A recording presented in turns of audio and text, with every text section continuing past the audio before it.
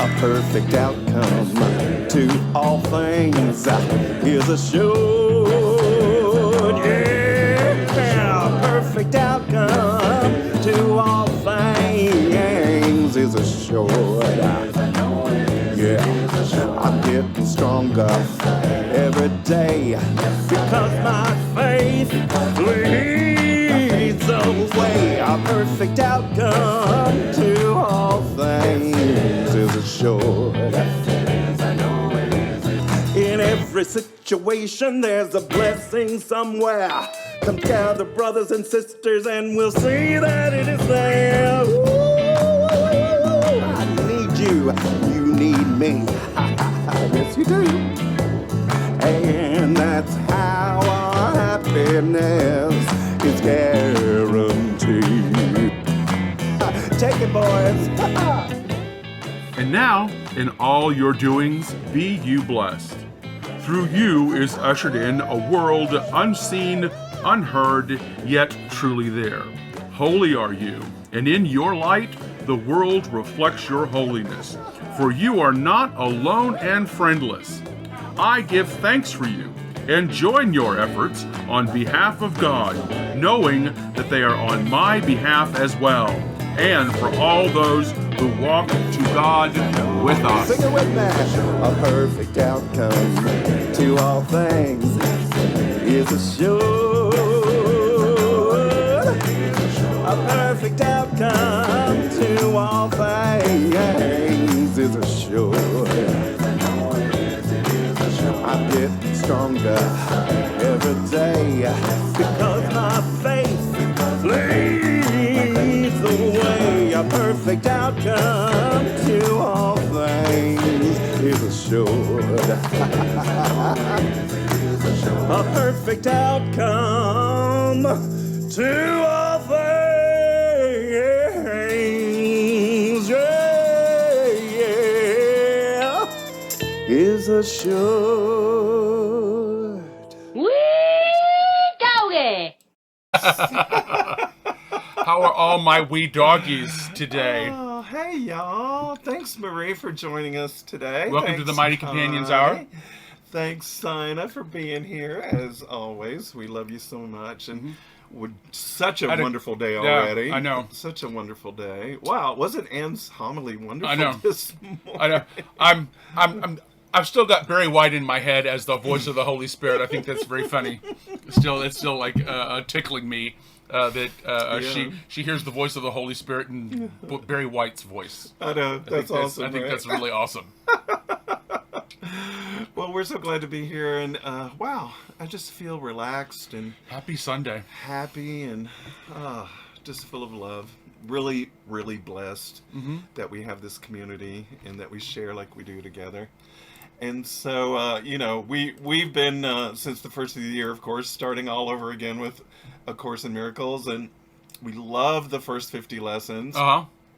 I think we left off last week. We're going to just read the lessons of the day throughout the week, but We left I think last week we left off with my thoughts or images there's a that way I of made. There's a way of finding out. Oh, yeah, that's okay. So we probably left off with 15. Oh, that's February. Yeah. So, oh yeah, so 15. Yep. So lesson 15 was Lesson 15 was my thoughts are images that I have made. Right? We're talking about our placement in what we're looking at, and who we are, the fundamental ways in which we recognize how we can recognize our suffering. And we're beginning to say, "Oh, I'm doing it. It's not happening to me. Oh, I'm the one who was responsible for this suffering, and I can shut it off." And so, lesson 16 is, I have no neutral thoughts, and she starts off with in the first paragraph with the idea for today is a beginning step in dispelling the belief that your thoughts have no effect. Guess what? Our thoughts have effect. Of course, we know that. And I'm not alone in the effects of my thinking, right?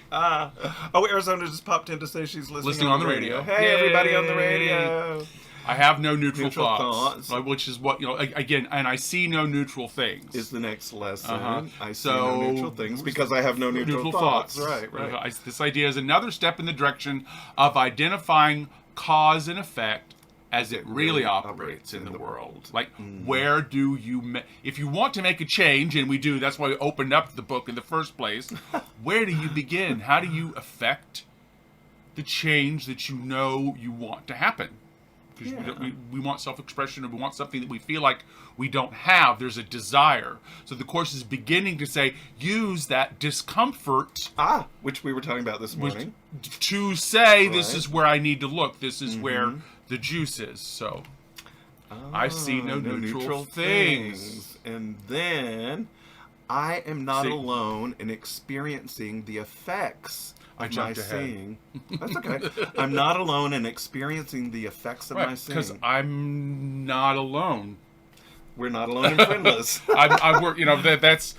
It begins to be so simple after a while. I know. I'm not alone in experiencing the effects of my singing, so I can take responsibility, and you can, and together we're creating what we see.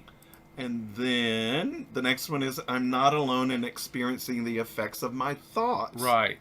So my seeing and my thoughts. You can see this in family dynamics. This is how trauma is passed down.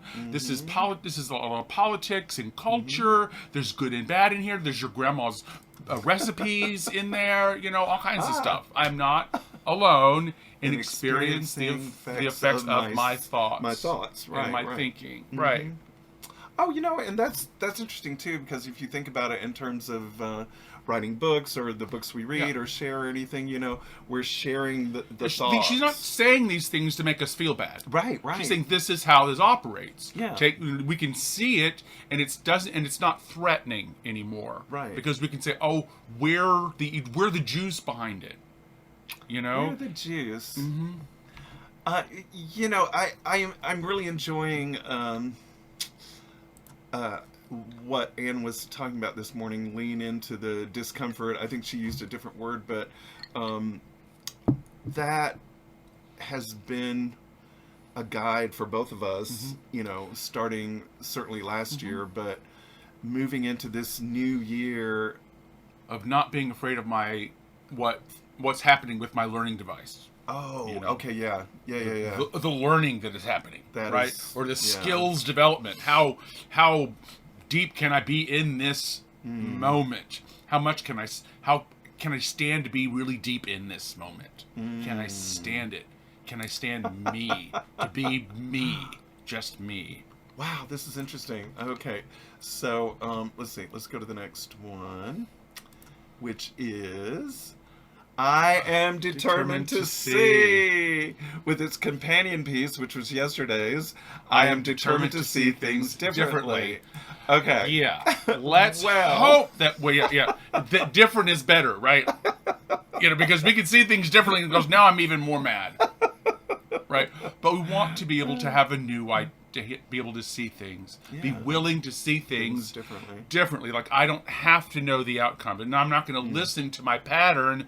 I'm going to observe what is happening instead of projecting. I'm going to step back and observe rather than try to infect or reach into this moment. Right? That's interesting. I was just wondering if anybody in the room had a experience with determining to see things differently, because yesterday I realized that I was practicing this, and I was actually putting myself in a situation that was uncomfortable for me, and I kept saying to myself, I am determined to see things differently, and I actually was. Now, the funny thing about my experience was that I actually didn't feel any less uncomfortable. I would say, maybe that's not the right word, but I still wasn't like, completely comfortable, I guess is the right word, with the situation I was in. However, I was present at each moment of my uncomfortableness. Does that make sense to anybody? I'm kind of, it does? Oh, okay. Yeah, something new is coming over me. Well, it's like I used to be, I don't know, I think it's very common. We just really think that we're going to be, if I let this emotion happen, or if I let this fear happen, it's going to eat me. You know, it's just going to completely consume me. I'm going to lose, if I start crying, I won't stop, right? Or if I start raging, I won't quit, you know? It'll just consume me. You know, the narrative is I can't feel this because it's larger than me. It's frightening to feel, to feel this way. You know, you know, even to be just white with rage. You know, it's uncomfortable. It feels uncomfortable. Yeah. And there's a reason we're seeing. I'm determined to see things differently. Right. If I'm raging, or I'm saying I'm determined to see things differently because the truth isn't frightening. If I can get. All this is here so I can see the truth, because the truth is what is satisfying. The truth is what I want. So if I can't see it and I'm upset, I really want to look at, can I love myself enough to look at what makes me so uncomfortable, or like want to crawl out of my skin? Can I love myself and this world and believe in what the books say? Everything works together for your good. Oh yeah, it doesn't feel that way right now. It actually hurts right now. So how do I believe? You know, how do I work and believe and act? Well, it's finding out that the feelings aren't bigger than you. It's the lie. It's the thing is this is gonna mean something about me or something. It's like I think it begins with forgiveness, and the atonement is available only through willingness. Thank you, Marie. With a little bit of willingness. Yeah. Right. Yeah, we were speaking about that too last week. This change, this understanding happens at the speed of our own willingness, doesn't it? You know, the willingness is how fast we want to move through this process, right? I'm willing to learn it all right now. Am I? How willing am I to be with who and what I am? Could be interesting. Wow, that's interesting. Okay, so today's lesson is oh God, this is oh wow, look what I know. Today's lesson says. It leads these things. What I see is a form of vengeance. Okay, what I see is a form of vengeance. Read a little bit farther. Okay, what I see is a form. Today's idea accurately describes the way anyone who holds attack thoughts in his mind must see the world. Oh, okay, yeah. See, and attack thoughts are you wanting it to be different. Right. That's the attack thought. Right. Is that we really want it, something must be different. Just, in order for me to be comfortable, the world has to change in order for me to be willing to be in this skin, in this learning device, you know, with this poorly trained assistant. You call your ego the assistant. The executive assistant. You know, that's what I call it. Yeah, it's I get in trouble when I call myself the learning device or the assistant. You know, I'm the one in the executive suite. I'm not the one on the secretary. The assistant, the personal assistant. That's funny. Okay. But it's always I saw it in a dream. It was a well-dressed lizard. I say that a lot, but that's kind of the way my mind sees my ego. What personifies my ego is a well-dressed lizard. A lizard in a good Italian suit. Oh God. So today goes on to say, having projected his anger onto the world, he sees vengeance about to strike at him because we've projected our anger. Well, yeah, we want it differently, and it's different because we're being attacked. So I need to attack back, and so the world views me as a threat, because I view the world as a threat. So now everybody's got their dukes up. And it goes on to say this becomes an increasingly vicious cycle until we're willing to change how we see. There's willingness. We're willingness to change again. How we see. Yay. I know. Thanks, Marie, for hitting it nail on the head. So we'll give you a preview of tomorrow is. I can escape. Tomorrow is I can escape from the world I see by giving up attack. So thoughts. we're not going to leave you with your attack thoughts. Yeah, no. We're going to give you how by giving up attack thoughts. Okay, so that's this how well can we let go? How well can we be with and look at what we're feeling? Oh, that's crazy wrong. It's just like, oh my gosh, I'm thinking this and I'm looking at it's like this is crazy wrong. Yeah. It doesn't even make logical sense. Right. Boy, I can see myself. Yeah. I'm behaving and acting on the reactions and data sets of a 5-year-old or a 4-year-old or something like that. From where the trauma comes from. Right. I never let that 4-year-old have the meltdown or speak his mind or whatever. Oh, Yes. Sina, yes, we do. Yes. I don't know why that is. I don't know why. I've seen that recently in the sanctuary where Somebody people's screens sort of glitch. glitch a little. When the matrix is updating. So maybe all of our matrices are updating. Right. Yeah, Jackie's was doing that earlier. Yeah, exactly. Yeah. You're seeing through the matrix. Well, Speaking of the Matrix, I would like to do a little sing-along. I love the lessons. Oh yeah, the lessons. I love the work lessons. We love the whole thing. Every year we laugh and hoot.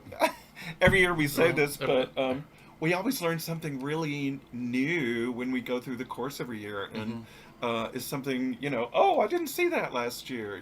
Whole entire lessons. Yeah. We're never there before. Right. There is truth with that. Yeah, for sure. So let's see. We're going to celebrate a glitch in the Matrix. Yes. Thank you. You are not alone in the effects of your seeing. I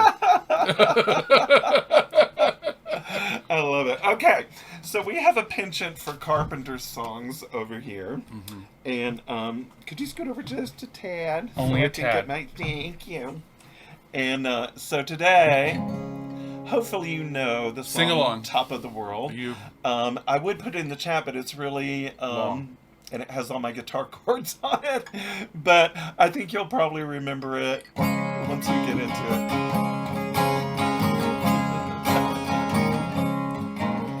Such a feeling's coming over me. There is wonder in most everything I see. Not a cloud in the sky, got the sun in my eyes, and I won't be surprised if it's a dream. Everything I want the world to be is now coming true, especially for me. And the reason is clear, it's because you are near. You're the nearest thing to heaven that I see. Here we go. I'm on the top of the world, looking down on creation, and the only explanation I can find is the love that I found ever since you've been around. Your love's put me at the top of the world. How's it coming, y'all? Remember this? Here's the next verse. Something in the world has learned my wind has learned. Let's sing that again. Here we go. Something in the wind has learned my name, and it's telling me that things are not the same.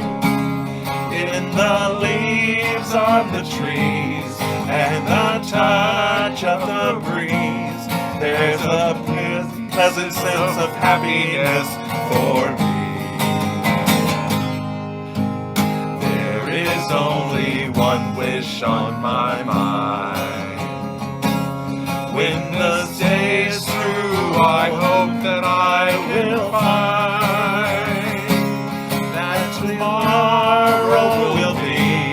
just the same for you and me. All I need will be mine if you are here. Ah, I love that.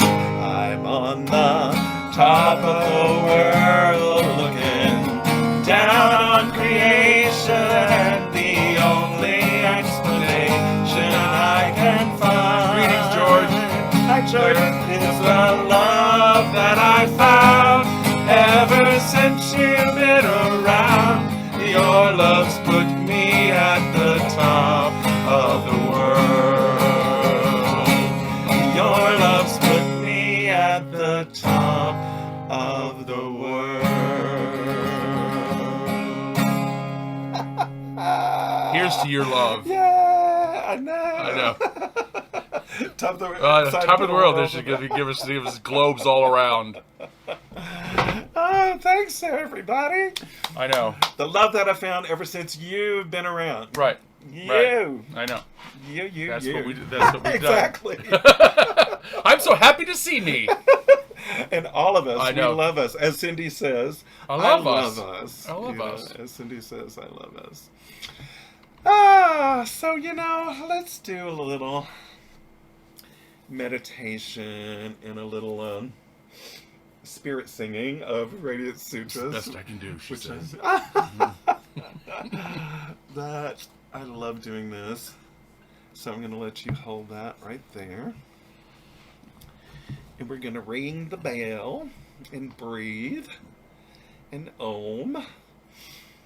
And then I'm going to read, speak, sing this verse from the Radiant Sutras. Banter verses 7 through 9. So here we go.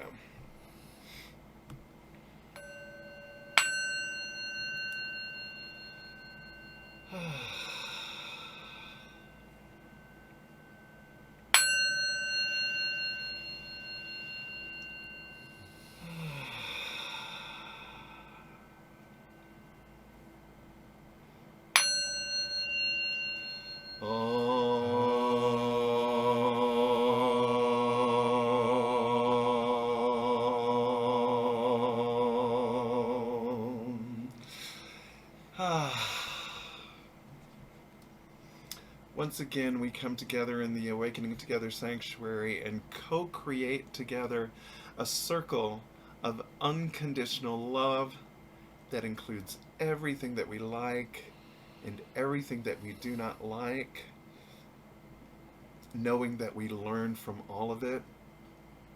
And with just that little bit of willingness, we can grow. This life is glorious. And now I want to share from the Radiant Sutras a little bit of the glory of this awesome life that we live.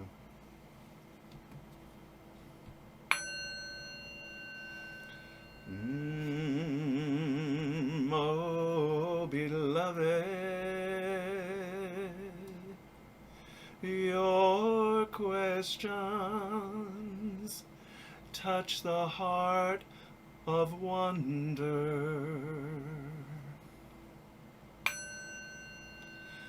The path of intimacy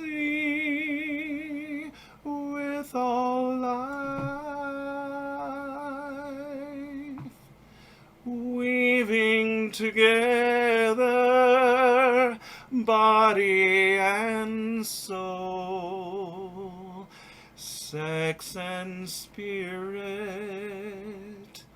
individuality and universality.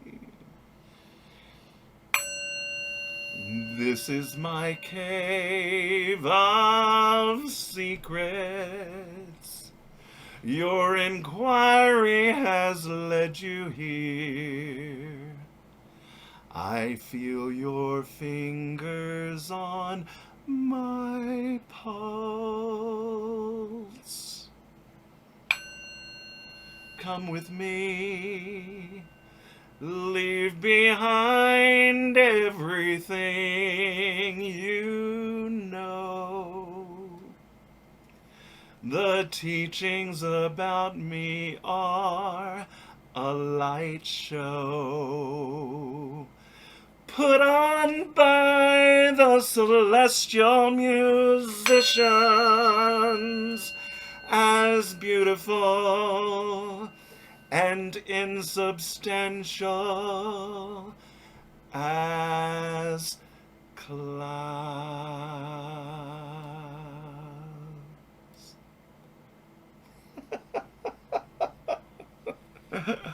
Speaking, singing the Radiant Sutras. Oh, I just love it. This is so much fun. This is my cave of secrets. This is my cave of secrets. Yeah. And your inquiry brought you here. Isn't that awesome? So, if you're following, because I know you're like really good Course Miracles students, that you do the lesson every day and that you read your 12.8 pages a week. I'm sure you're reading your 12.8 pages a week and doing the lessons every day, like good Course in Miracles students that we are. There we are. Exactly. We know who we are. You'll find yourself basically. You'll find yourself in chapter 2, the separation and the atonement, where she describes the problem. Every one of these sections in chapter 2 describes the problem. Okay? The problem is what is separation and atonement, right? We believe we're separated. The truth is we live in a world that is one, and we don't see it. We don't act like it. We don't believe that is true, so we act in ways that cause our own suffering. And the Course introduces the metaphor of the altar, right? But she says she's going to define the altar. This is where she begins this metaphor that she uses through the Course in Miracles as she defines the altar as a dangerous state of mind. So it's just like seeing incorrectly, being in the dream, right? So last week we talked about the metaphor of the Garden of Eden, right? We're actually always in the Garden of Eden, and we keep getting the Garden of Eden. Of course, is reality. It's heaven. It's where it's the truth. This moment is your home, right? That's really the Garden of Eden, and we keep leaving. We're like going, nope, not satisfying. Boop. It's like boop, leave. We keep leaving. So this goes, can you bear to stay in the garden? It was like last week. The problem is we can't. We've been talking about Anne Blanchard talked about it this morning in the homily. We just can't stand to be with whatever it is that is happening for us, and with us and through us. We just can't bear it, or we can bear it for so long and then we exit, right? Leave the building, leave Eden. Well, she comes. She says, now there's a safe place. If you've ruined your safe place in your heart, and you've given it to the world with this outward-looking glance. I see. Let me into the altar, God. Let reality, your true self. Let the voice that likes you into the altar of your heart, so that we can clean it up together and you can feel safe. You can just feel better. She really does start. Goes, look, I know. Let's just start with you feeling better. Just feeling better so you can accomplish what you want to do. This is chapter 2. So we aren't even getting into the big things yet. We're just describing the problem. Well, I like we have to a feel really better. low opinion of ourselves, and we don't even know what the truth is, and we're trying to fix something that isn't broken. And it's a project. We feel like we've got to wrestle life away from God, in order to have it at all. Right? So it's like, no, darling, you don't have to earn God's love. No, darling, you don't have to be worth it or good enough or say the right thing in the right order. You don't have to come to the cave of secrets. Come to the cave of secrets, right? In the altar of your heart. And you were built with this sense of safety and knowing if we can learn how to access it. So that's what chapter 2 is. Chapter 2 is like, do you want to know how to do that? You want to know how to always get to the right place where the answers are? Because that's what we're looking for. We're uncomfortable because we don't have the answers. I'm uncomfortable because I don't know what to do, because I don't know what's happening. I'm angry because I think something that should be happening isn't happening. So I obviously don't know don't know what to do, because the thing I think should happening isn't happening. I'm mad about that. Follow me? You're as clear as Helen. Thank you. 669 pages of clarity. Helen is so funny I know. sometimes. So, but let's. So okay. it looks like Marie may have her book with her. So if you're in the book, we are on chapter 2, the separation and the atonement, section 5, the function of the miracle worker. So she calls you miracle workers. You are And that's the other thing last week we talked about. You are a part of, whether you know it or not, we talked, is a part of this secret miracle worker network. Yay. Okay. You're part of the underground secret miracle worker network. Okay. And the secret is everybody is. Right. Right? Oh, one more thing I wanted to say before we get started. Have you ever noticed how, like, when, I don't know, when I first started reading A Course in Miracles, I was like, oh my God, what is she talking about? Like, move on. Let me go to the next paragraph. I don't understand this paragraph either. Let me go to the next paragraph. Oh, okay, well, there's a couple of words I understand. Then, a couple of phrases. Just keep reading. Just keep reading. So now, like, whatever, 13 years later or something, it's beginning I'm really beginning to get it. Reading it for 13 years, I follow each sentence now. Well, I've shifted. Yeah. It makes me see that I've shifted somewhat in my perspective, and so now when we read these chapters, I laugh because I remember that I used to just not get it at all, But listen to this. We're going to start at paragraph 1. Before miracle workers are ready to undertake their function in this world, it is essential that they fully understand the fear of release. This misperception arises in turn from the belief that harm can be limited to the body, that is because of the underlying fear that the mind can hurt itself. It is essential to remember that only the mind can create, and that correction belongs at the thought level. The body does not exist except as a learning device for the mind. This learning device is not subject to errors of its own because it cannot create. It is obvious then that inducing the mind to give up its miscreations is the only application of creative ability that is truly meaningful. Okay. She opened the first sentence is, you have a function. You want to be out in the world doing something. You have this function, and you can't do it because you don't know you don't know who you are. And she says, she ends that paragraph by referring you back to your creative ability. What your creative ability, the correct, healthy use of your innate creative ability. That's what we're talking about. That the problem is the misuse of our creative ability, of our love, of the energy that is pouring through us, that's actually doing the creating of us. We're actually misusing it, unusing it, really would be a better word. So she calls this the fear of release. You know what you're releasing? Your fear? No. What isn't true. Right, isn't true. Right, the part that I want Glen to be true. I just want these material things to be true. I want this pursuit of fixing Glen to be true. The fear of releasing the ego, or the ways of being, the way the world teaches me that things are. That release. And she says, what we're doing here is avoiding harming ourselves, because we only ever harm ourselves. And so this voice in our head, and alluded to this morning, this voice this ego that calls the ego, or is just trying to save itself.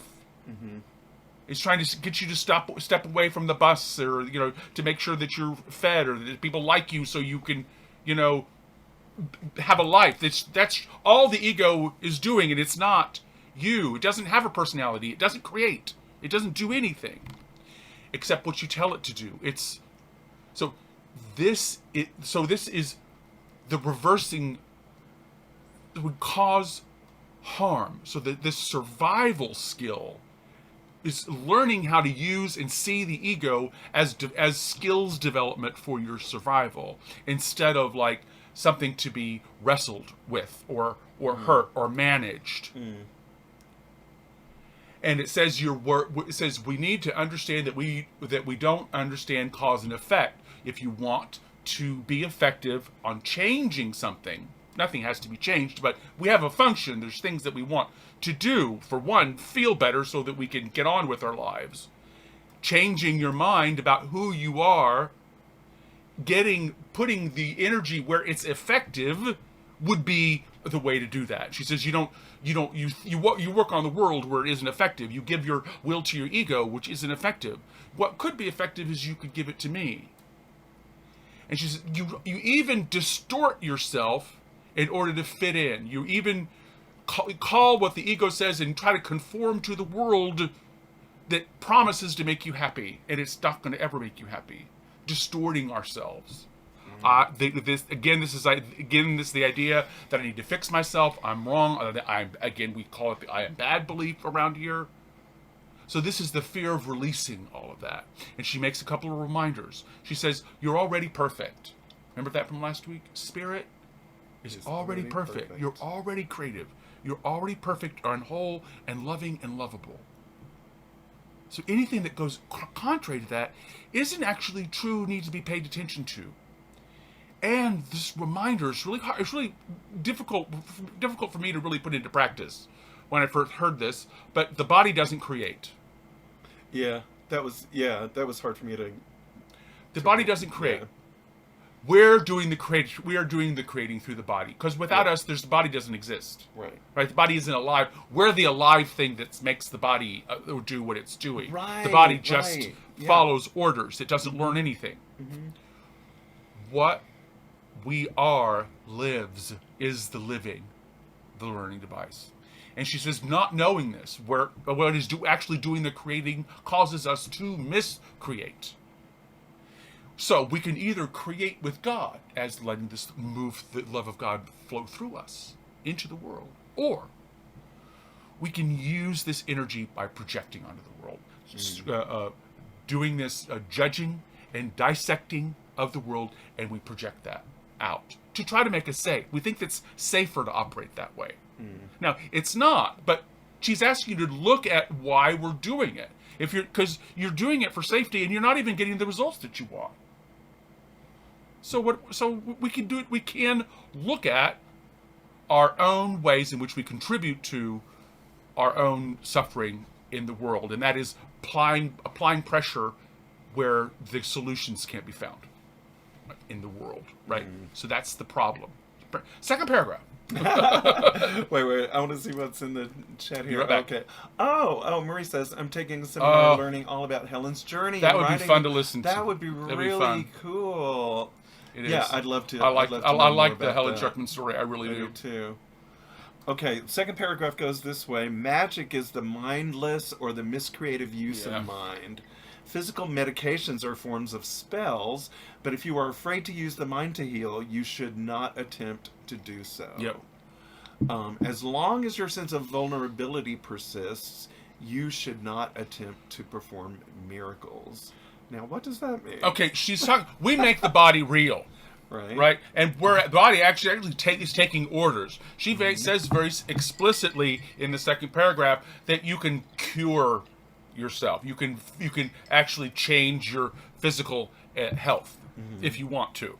And she says even our belief in the world, in pills and magic and glasses and everything, our belief in them is what makes them real. If we knew our ability to change our bodies, to do what we say, our mind, to say what our bodies is, our bodies would change. But we don't believe in our own power.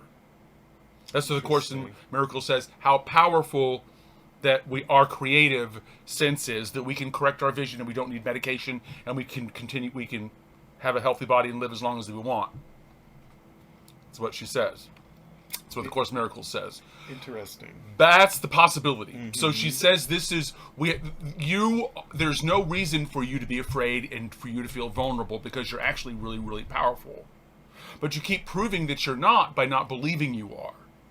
And she says the belief that this belief that we're a body and that happiness is out there and it has to be is magical thinking. And she calls this miscreating, the misuse of your mind. She's actually calls it mindless creating without our mind. And that's again, we can see that as just wanting something different. And she says the ego, and she says be wary of the ego when you're in this, because there's going to be healing. I've experienced healing. I'm sure you have too. There'll be some you will change your mind, and there will be some body function that will clear up. Yeah, we've all I've experienced seen that happen. Yeah. Well, Regina's talked about that Yeah. too. So it's not unusual. We don't even we can't. Oh, that can't be for us. But she gives us a warning here. She says the ego is going to try to take credit for your awakening and your healing and everything like that. It's also not true. So we can't fall back onto that again. And she says you're going to probably misperceive healing. Yeah. Right? You're probably not going to understand when it's happening or what it's for. And she says you can rely on the inner guide. You can rely on the voice the voice that likes you. There's the permanent safe place within us. She's getting us to search around and find what is this part of you that knows, that is safe. Where is that? What is that? Should we read the next part? I'm going to see. Yeah, if anybody has comments or anything they want to say, put them in. Speak up. We're very friendly. Yeah. Okay, so paragraph 3. Miracles are expressions of miracle-mindedness, and miracle-mindedness means right-mindedness. Yay! It is essential, however, that the miracle worker be in his right mind, however briefly, or he will be unable to reestablish right-mindedness in someone else. This only makes sense. Sure. Right? Yeah. That, they say put your own mask on before you. That's just a reiteration. Just a reiteration of that idea. Acting right-mindedness is miracle-mindedness, and what's miracle-mindedness? Seeing reality. I see the miracle. I see what is true. So, and she gives us very good instructions in this paragraph, and she says, never, ever, ever denigrate your own mind or the mind of somebody else. Right. It's never helpful to say, I got a rotten mind, or you've got a rotten mind, or something like that. Yeah, and it's never helpful. I know. And I certainly have denigrated my own mind and other people's minds before, and it is certainly not helpful. So this is how to get into the miracle mind, how to get in, stay in, and use the miracle mind and see reality to end your own suffering and support other people for ending their own suffering. And she says the way to do it is one person at a time, to be present to what is. All it takes is one person to see, and something different can happen. Yeah. The healing can happen. So the purpose is to be in your right mind so that you can do what is yours to do. So we can follow that inner guidance instead of be locked into some pattern. Like we talked this morning about being locked into a pattern and you just don't see the pattern. If you can get present to the pattern, you can actually see it coming. And one person, and Yolanda, we can do this for each other. Catch each other in the pattern. By not reacting to something, but to a trigger. Going, oh wow, I felt that. This flinch. The flinch. That was the word she used. Yeah. I am, but I think I want to skip down to at least right here because of our time. Okay. We're almost in here. The sole. I'm going to move down to paragraph 5. The sole responsibility of the miracle worker is to accept the atonement for himself. This means you recognize that mind is the only creative level, and that its errors are healed by the atonement. Once you accept this, your mind can only heal and restore the mind to its true position as the learner. I love that because it's so gentle. What I can do is accept the atonement for myself. What do you mean there's nothing to do? There is something to do. I'm upset. Why? My job, my task becomes to accept the atonement for myself, to accept reality that I'm in this secret miracle network and everything's actually okay and I'm safe and I'm not frail and powerless and friendless. And this is the way of saying you can begin to do this right now. You can begin wherever you are, with whatever upset or not upset or whatever is happening. Everything is happening because we've asked for it to be here. And the triggers are ways that are showing us where we have chosen not to heal. So that's where our healing is. We're going to walk toward that, right? The reminder is you're conscious. You are ready for this. You can trust your inner guide. And the more we work with that inner guide, the more we trust it, the more it becomes us. And there's healing. Accept the atonement. Accept your right-minded self. This is the undoing of what she calls level confusion, right? The mind is creative, not the world. The world isn't happening to us, we're happening to the world. And she makes a warning she says, you're still probably going to overestimate the value of material things. So just like give yourself a break. It's still like really overvaluing the material expression of something. And so go ahead. Let's go down here. Corrective learning always begins with the awakening of spirit. Paragraph 7. Corrective learning always begins with the awakening of spirit. Yeah. When the Holy Spirit is permitted to look upon the defilement of the altar, that's the flinch. Yeah, well, sort of. Okay. Keep reading. When the Holy Spirit is permitted to look upon the defilement of the altar, he also looks immediately toward the atonement. Nothing he perceives can induce fear. Everything that results from spiritual awareness is merely channelized toward correction. Discomfort is aroused only to bring the need for correction into awareness. That's what we talked about today. It starts with the relationship of the ego and the mind. The release of the ego mind, holding on to the voice of the Holy Spirit of God. Yeah, thank you, Marie. Yeah. Exactly. Yeah. Beautifully said. So she's talking, of course, talking about spiritual sight, right? That's what the problem is. You don't have it, or you have it and you don't use it. You don't have it, you don't trust it. You don't have, or it's we all have skill. it, right? But it's not a skill. We haven't learned to trust it or developed its skill. It's still baby, because we don't. The world doesn't encourage this kind of behavior. So this is awakening. She calls this awakening in spirit, awakening to the spirit, and she says this is the beginning. It's chapter 2. She goes, if you'll do this, you will find yourself at the beginning of awakening the spirit. So what's the beginning? Well, I beg you, look at your mind. What are you paying attention to? The defilement of the altar, she defines as a dangerous state of mind. Okay, it's just a danger means you're not in the present moment, so you're not making good decisions. Makes a dangerous state of mind. Dangerous for who? Your body, somebody else's body. Things that don't, but not you, not the things that you think. It's dangerous to the things that you think you are. That's why you run. It's the belief in separation. It's the belief that you're a material thing. It's the judgment of the world. That's the dangerous state of mind. I'm a body. I can be heard. That's dangerous.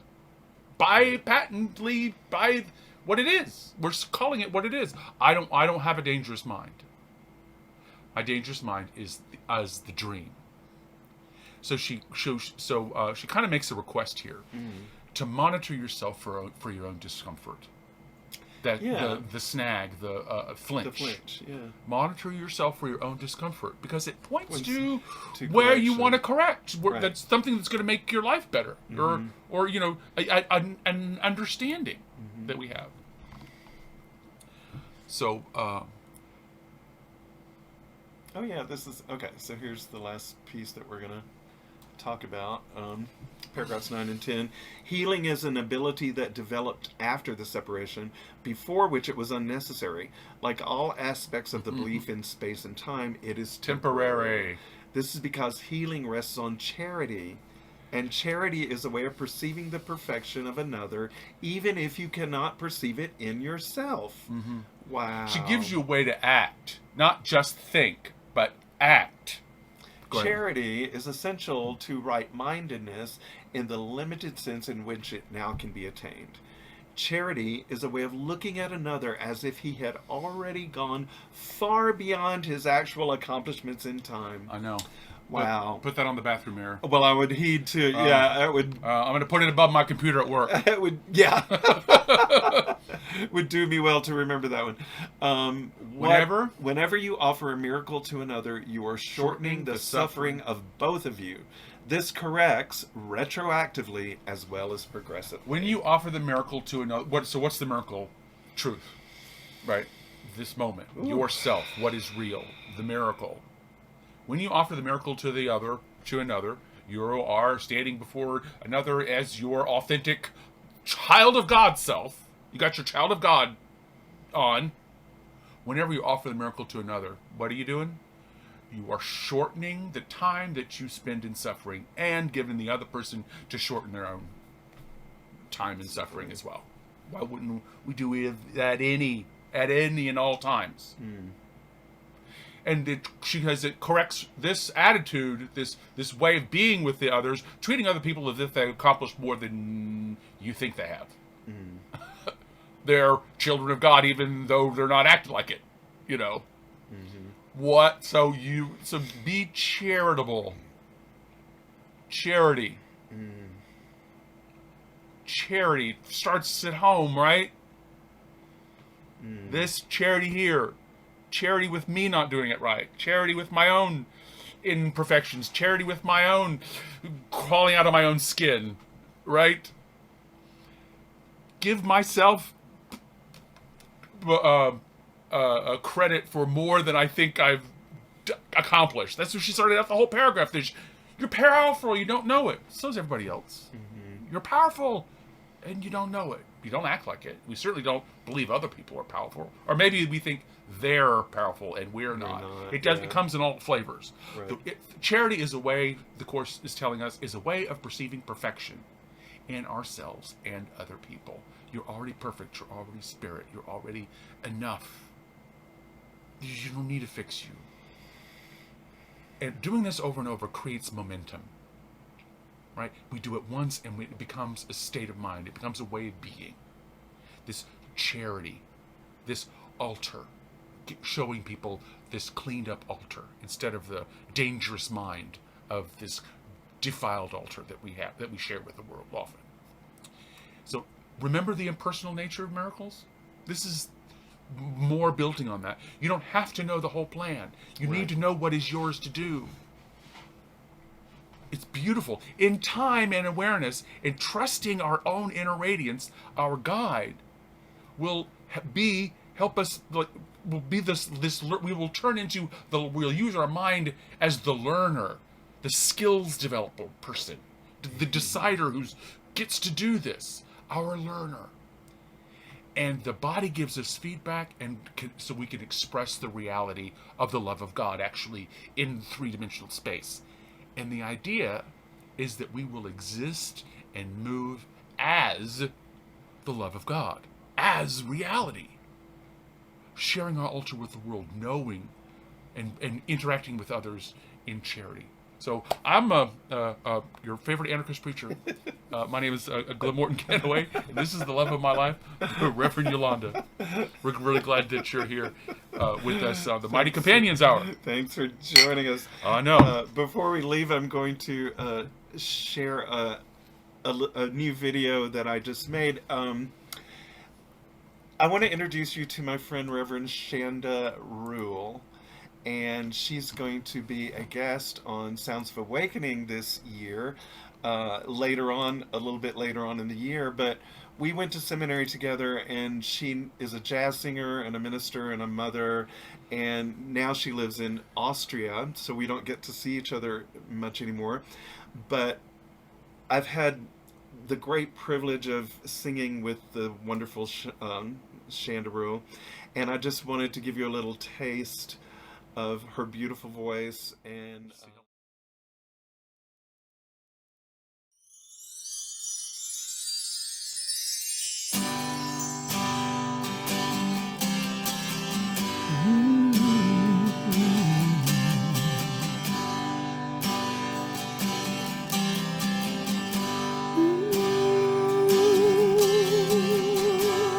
Heaven's in me, this I know, for God's teachings tell me so.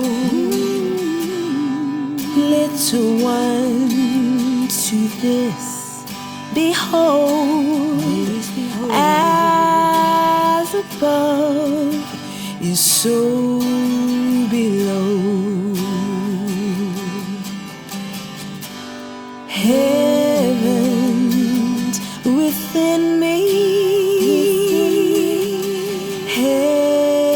heaven's within me, heaven's within me, for life's teachings tell me so.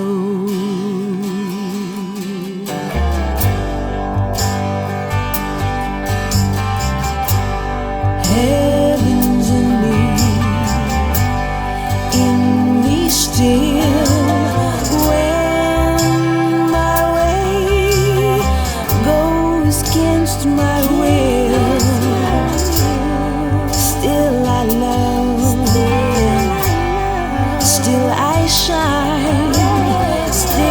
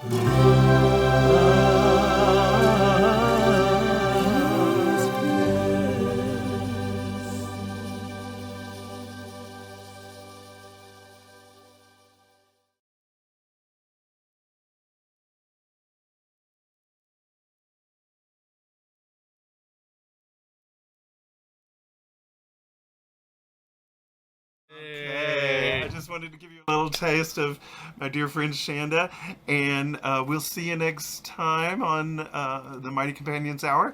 And Herein Lies the Peace of God is coming up next. So, see you later.